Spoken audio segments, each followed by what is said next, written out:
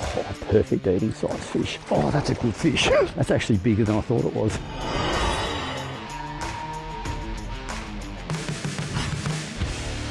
It is just on first light, Lake Eucumbene. Absolutely freezing cold this morning. I had a bit of a rough night's sleep. It poured rain, then the rain stopped, then everything froze. Anyway, this morning I am going to work some shallow edges, towing some big lures, looking for some big brown trout, but then we'll also do some casting on some points and work in some bays. Just going to try and work it out. We'll see how we go. I love this fishing. I could have gone somewhere warm, but thought no, come up here and freeze your butt off for a few days. So let's get to it. It's getting light, perfect time. Good thing about winter is these fish will often feed all day long, and I've had plenty of days growing up when the fishing really kicked into gear from sort of 9 or 10 a.m. So I don't think it's just a dawn and dusk bite. But anyway, fishing time, lures are going out soon. I am going to start it with this guy here. That is an Xrap 8, and I've also got a spotted dog Rapala floating 11. So there he is there. Nice big lure just like that. Looks like a pre-spawn brown trout. Run him a long way back. We're into it.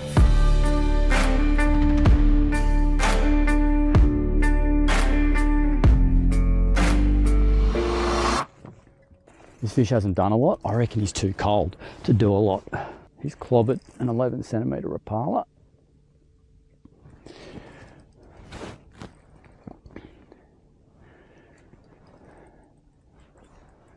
And this might look like just a blank bank over there, but that point was clay, and that clay will mean yabbies. This is sand here, and I'm working my way up into a back corner where I can just see there's a bit of a soak. Oh, he's all right. He's no giant, but he's okay. There we go. I swear to God, he would have jumped out of the water and gone, yeah, it's cold out there. Come on, mate. I'm going to keep this guy. I think Mum wants a few trout before I leave town. So this one is coming home. Let's turn the electric off. Bit of a mess this morning already. It's having a bit of a go for a fish that's not that big. And that's not painted white. That's ice. Oh, perfect eating size fish. The worst thing about this is, seriously, as soon as I get this trout, I'm going to get wet hands, and then you've got freezing fingers. There we go, that's all right. Now, I'll get him up.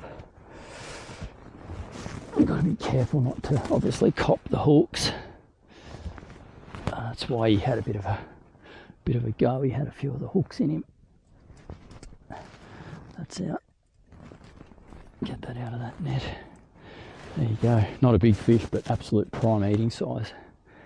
Like I said, he's going to go back to Mum. And that's on that big spotted dog Rapala. I like these big lures too, quite simply because they have big hooks. Trout have quite a big gob, and I don't know, you get those big fish on those little tiny hooks, and you often just lip hook them, but with the big trebles you get them properly. So that's a nice fat little fish. He's in good nick, looking through the shoulders there. Because this lake's dropping and the yabbies are being forced out of the yabby beds to move further down into the water column, these guys are just taking full advantage of it, working the edges, just mopping up little yabbies. So probably makes sense for me to put a yabby pattern lure on, which I will do. But for now, it's lights out for this guy. He's going into the food box. And again, that's perfect. That's literally just as I came off that little bit of a drop. This one's got a bit of weight. Now what I've got to do here is get myself out, or I'm going to crash into the bank. I don't know, there's a bit of weight there, and this is just on a 9 centimetre Rapala. So still what some people might class as a big lure, but it's not. Like it's, you know, it's that long. It's just like a little fingerling trout. See, I'm just holding that rod low. That's all I'm doing. Trying to stop him from jumping. Oh, he's all right. Come on, mate. Come out here. Good tip too, when you're trolling for trout, you'll see a lot of people that just work the edges, and that's a really good way to catch fish. If you catch fish, especially on a point or something, don't be afraid to turn around and go back, because they don't school up as such, but they will hang together in prime areas. Oh, there's a tree just coming up that just popped out of the fog. So what I'm going to do, I'm going to flip this one to this side. And we'll try and do the business over here.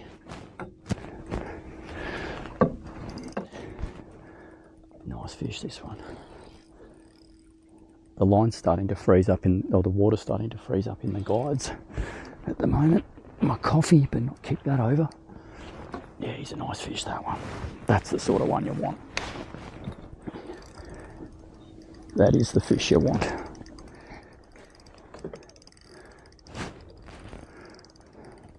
Just taking it easy.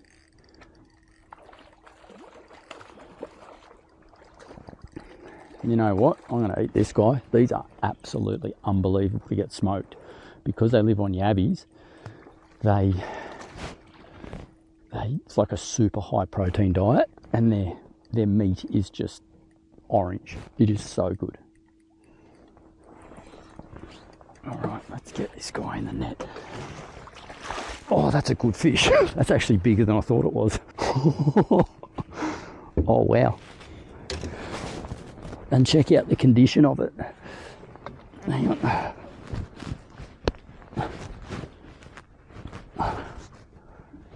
Get this glove off. Because I can't sort of work properly with the gloves on. Now that is exactly the sort of trout that makes the drive up here worthwhile. And that is just in great neck. Look how fat it is. That's a solid brownie. Probably one of the all-time great trout lures. Rainbow trout, Rapala. That's the 9, as I said. I am absolutely pumped with that. What a way to kick off a morning. On the board with a good one. All right, it's important that you take note of everything too. Even though trout don't have teeth that'll bite you off, they do have teeth, so you need to check your leader after you've caught your fish. Just make sure there's no damage. But what I have noticed is, and that probably happened when I dropped the fish or put the fish on the deck, so those back trebles bent out a bit. You can do two things. You can either, sorry, I'm not looking around the camera, I'm just trying to make sure I don't crash into anything. You can either take the treble off and replace it, or bend them back. I think for the sake of it, I'm going to swap this out. I've got one sitting right there that I was going to put on another lure, and so works out perfectly. And I always say it, like anything that you sort of go, oh, it should be okay, it won't be, because stuff doesn't go wrong on the little fish, it's only the big bangers. So for the few seconds it takes to change a hook out, you're back in business, you fish with confidence, and when the big one comes along, you hopefully catch him.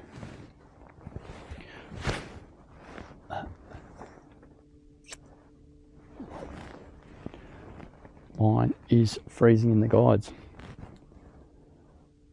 That one especially. All right, I'll get this out and get back to concentrating on where I'm going. See that? The line's stuck to the spool. It's frozen. I was talking before about yabby beds and clay. Over there on the very point, it's all sand, but as I've come into here, and hopefully the camera will pick it up, as you come into here, see this dark stuff here? This is clay, and if you look closely, there's all holes in it. That means yabbies have been living in it, and as the lakes drop, they've had to get out of those holes and then move into deeper water. So this is a prime looking little stretch here. You've got more clay there, They don't have to be giant, just a patch of clay will hold the yabbies, will bring the big brown trout and the rainbows, but especially the browns. They just love them. So yeah, that looks really nice there. That'd be a good spot to bait fish. And then as we work in this bay, this has got a lot going on actually. So we've got a nice point, cutting back into another bay. You've got clay bed obviously here, you've got a couple of snags in the water up there, and then the other end of this bay ends in rock. So you'll find what the browns will do, they'll just mooch along. And if they like the area, they'll just go back and forth and back and forth. So while you might not get a fish this run on the troll, you come back half an hour later and you'll catch one. Maybe, you know, there'd be fish moving through here all day. There we go. It looks a bit different, but I can tell you now, this is the same spot I caught the first fish this morning.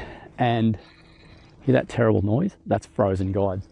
So I caught the first fish this morning on this little point here, but now you can actually see what's going on. And that goes back to what I was saying about, you know, working an area. And just because you catch one fish doesn't mean there won't be more. I fished it, got another one, did a big loop around, let it resettle, and come back for another run. And this is on that rainbow trout Rapala again. No, he's not a big one. That's all right. Just go straight for a sec. It's your lucky day, mate. I'm gonna let you go.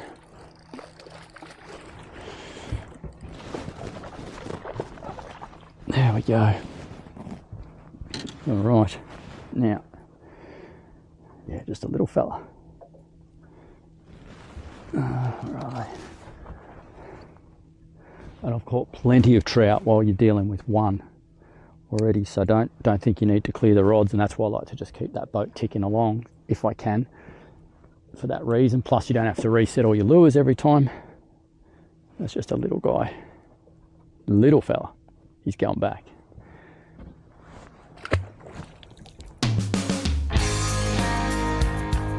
All right, change of tactics. That breeze has picked up, so it's a good thing. It's pushing into this bay, so I'm going to quit the trolling for a little bit, and I'm going to start casting the edges, because the whole idea is with the wind pushing into a bay, it pushes all the food into there, but also the fish feel really comfortable in that rougher water around the edges.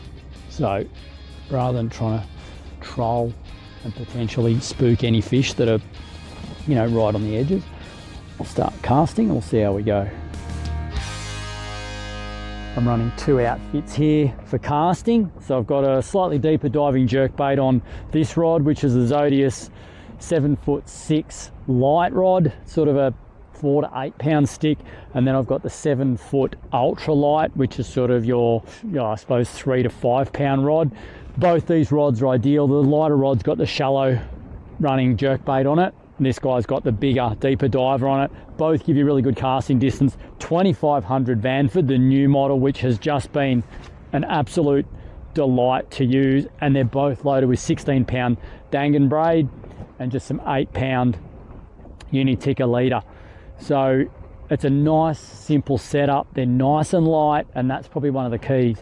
If you're going to be doing this repetitive casting, it doesn't matter if it's for trout or bream or whatever, get yourself something that's nice and light and really smooth, and it's just so much nicer to fish with when you're casting for 6 or 8 hours non-stop.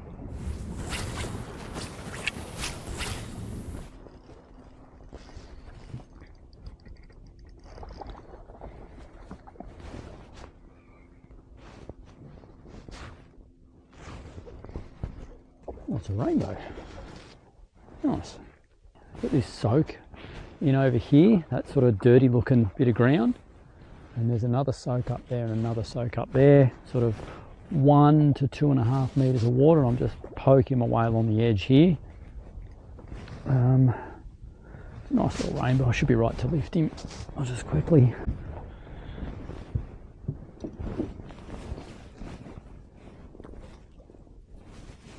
There we go. He's actually got a bit of a war wound on him there. That could be from a cormorant or something like that. He's just jammed that little 6 centimetre Rapala in the live trout colour. Pop these hooks out, send him on his way, because I'm after a big brown trout. or a big rainbow, but this is good. And that's a little female, so that little bullet head on her. She hasn't got the long jaw. There we go. Get a better look at her. Probably about 2 years old. And that can go back. Oh, not an overly big one, but he's all right. He tapped that lure 3 or 4 times before he ate it. Might just anchor us here. It's good fun doing this. This is where your Vanford just really comes into its own too. It's light, you know, you've got a light rod, light reel, you're making repetitive casts for hours on end. So you want that outfit to be light. I've always been a huge fan of the Vanford. Let's get this guy in. He's no giant, but anyway. There we go. Job done. All right, little fatty. You'll be in here feeding on the yabbies. There you go. Brown trout, Vanford, match made in heaven. Happy with that. All right, it's about to get dark. It's been a pretty fair day. We've plucked away, caught a few fish. I'm absolutely frozen, so I'm heading back to get warm and have a nice hot dinner. But this is the Snowy Mountains and I love it.